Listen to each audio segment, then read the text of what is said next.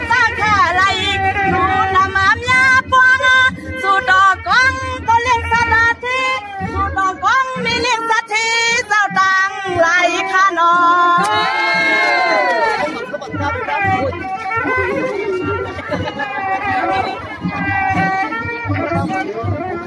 วันนั้นจำน้องยินค่ะย้อนในมีข้อความมายอมต่อสู่เจ้าดังไปยอมไปทำงานขึ้นใหญ่กันเลยป้าวันนั้นในนั่งเขาไหลมาเข้าไปเขาลามาที่เมืองอาทุกเขาซอยอยู่นาเมยายาคือสตางาบงาตามน้องเงินข้าพี่มาหางโจมาส่งข้าอ้อนอเจ๊มาจากเมืองคนในใจเมืองน้ำรวยเนี่ยนะช่วยกินไอ้กิน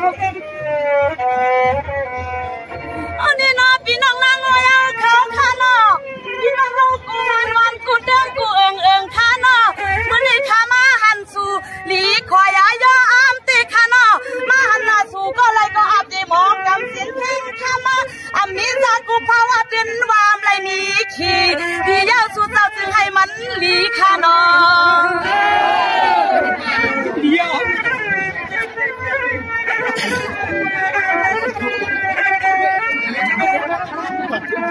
วันนั้นนี่สำนักเงินค่ะ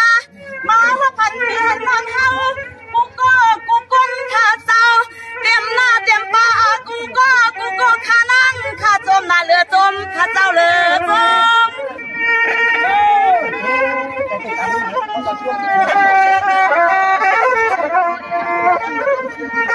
สั่งมาตามวันน้องเงินคำตาตามแกงมาในก็ตามวันน้องเงินขย้อนมอนย้อนจอต้องมีมั่งตองไหลสางอาเสื้อตามน้องนิ้นข้ามีตีพิษตีเปิงข้อกำข้ามีตีเฮิมตีเกืองข้อกำข้ามีตีเหลืองว่าในก็คำเจ้าดังเสียงควงเมียงเสียงดังข้าเจ้าเสียงดัง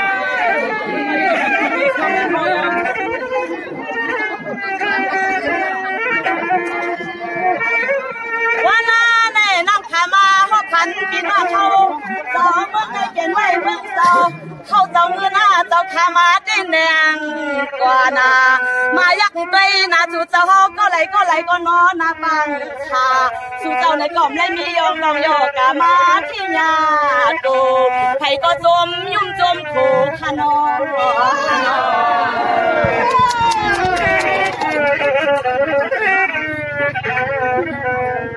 อันนี้นะพี่น้องเอาขาเนาะในขายนอบนสองห้องว่าที่ห้องอยู่งาเธอกะว่าฐานะตั้งเจียกสุริเฮาสองมาหอบยากันค่ะเนาะ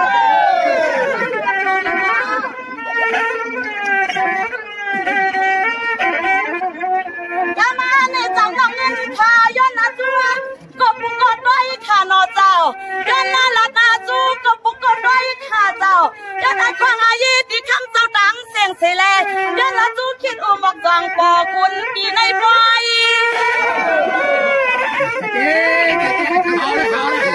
เอาละทำมือหนึ่ง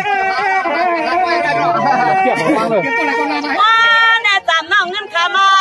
พบพันโปเล่งสตาร์ที่เราเมื่อในขอบเจ้านางขายยินควรทราบยอสู่เจ้าจองจอจำน้องเงินขย้อนสู่เจ้าดังเสียมาพบจำน้องเงินขาจองจอจำน้องเงินขย้อนขามขาออก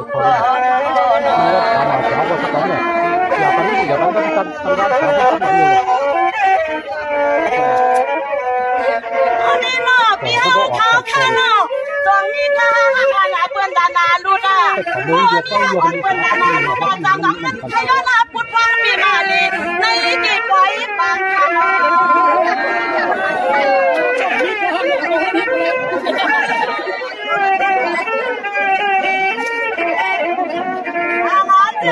ก็เลยก็คือว่าคุณน้ำมีเฮาก็เลยก็คือว่าของอันจะทุกปีห้าไม่มีกฎไว้เจ้สามน้องเป็นขยันเลยก็เลยเป็นกฎลอยหรือในเกตาง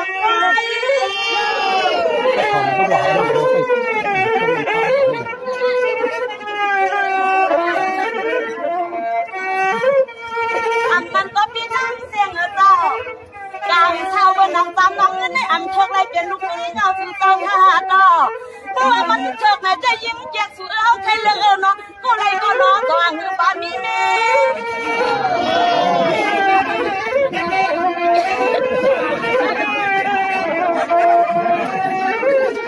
ตัวมายาวเพราะว่าสูปีห้ามไรมีลูกมีวันไหนก็นอบอย่าไปไล่ทวงอาควางมือทวงอานี่น้องอันสูตามจะไปไล่ทวงควางมือทางนี่น้องเรียนสูโบหักอีลูก็มีก็มี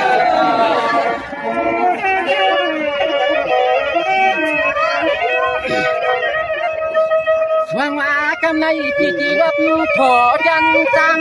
กังสุคำเราได้ใช้เมืองยานเด็กประวัติลังหูได้มาทับหันต่างสู่เดี๋ยวหมูปลังจามคำควักใจเป็นช่างหาทำรูปปามกันนองไอ้เราถ่ายเขาบนใจหน่อยนะ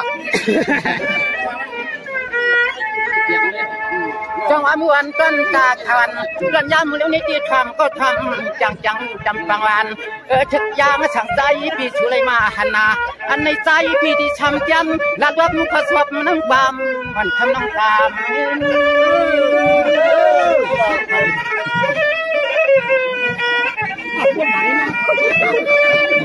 บางวันพี่ทำก็ทำตัดมัดก็มัดยิงกะลิงพี่ช่างเมื่อเป็นต่างตีติลัดจูก็คู่บ้านหวังตีว่าความเมื่อลึกงาขึ้น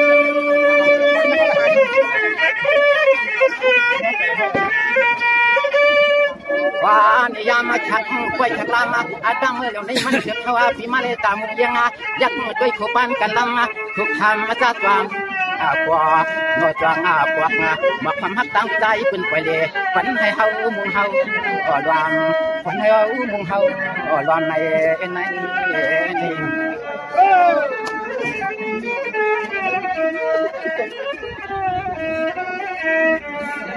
จังหวะพักเป็นใจพี่เฮาจะเนียดดูที่กำลังทับหัวญาตังสู่เจียงไหนเอานากะใส่ลับลียิ่งน้องมีได้มีช่างแมงเป็นต่างยันมันจะเข้าปีจังเลยผัดวันเฉลมาหุบพับมาจุ่มชุดที่ไหนกี่ควายหลวงไหนกี่ควายหลวงนี่เนาะชอบกันน้องไว้ลูหมอมีช่วงจังตามจนปรับเตียงให้ทุ่งแมงเป็นเรียนในเฮาก็จำตีนอเลยมาพับยามีหมอยัดลำวันเข้าต้นงาคัน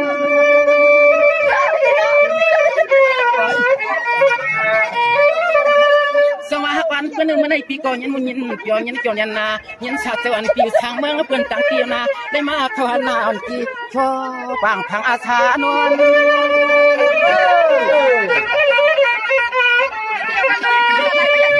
วันนาหางอาลีหางเล่าน้องปีเขาตีดำวันเฮ็ดวาคีปั๊มกะเลยสวนเลยหันกีนึกกี่เพียรกี่ไรนั่นก็ย่อใน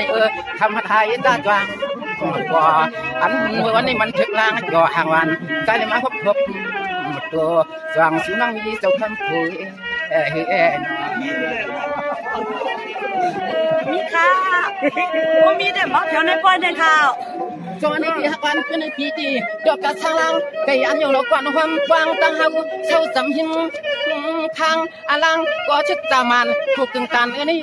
ปันจะเท่านี้ที่ในที่ห้ามรัดมันที่มันกันยาวในปีในจัดปันในคิดทางเลยห้ามอะไรคิดทางเลยป้าตายน้อง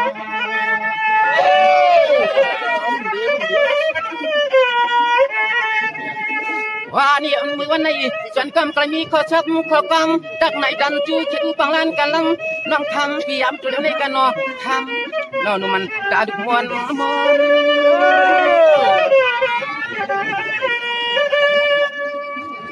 จังหวะนอนคือจากอะไรมาหันทับก็เสียงลอยยันหันโคตันมีกันน้ำตุ่มเช็คพี่เกียนฮักพี่เกียนเจี๊ยบเจี๊ยบในจีนังว่าถึงกับพ่อจะทำยังเพียงวันทำน้องตาม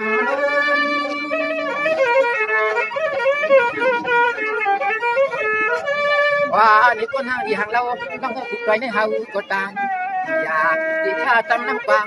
ไหวปันน้องเงินเขานั่นคือนาทีเอาไปเสียงทำเสียงให้คนรอยพันนั้น